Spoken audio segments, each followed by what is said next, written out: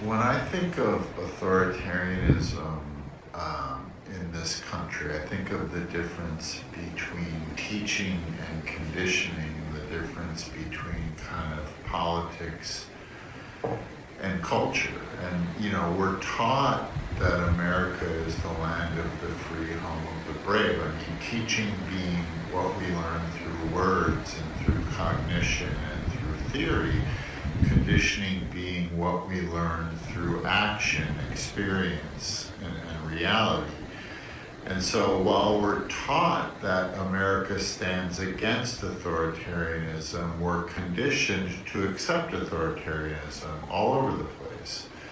And so it feels like a lot of CEOs are fascist because the corporate structure is a structure of authoritarianism. It's one of the many ways that we are conditioned to accept authoritarian models within our culture, while our political system and our indoctrination system tell us a different story. When you look at the dominant religion in the United States of America, it's Christianity. That is an authoritarian spiritual template, conditioning people very specifically how to relate to power.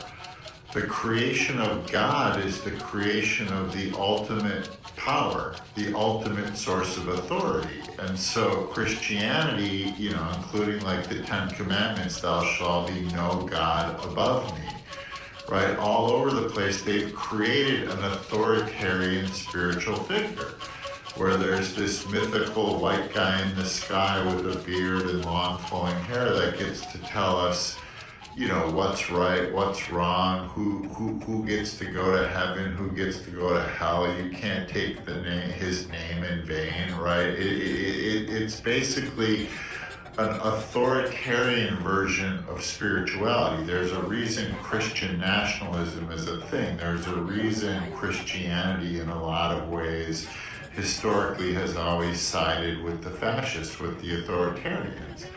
Right, you go to school, you look up at a teacher, that's an authoritarian leader.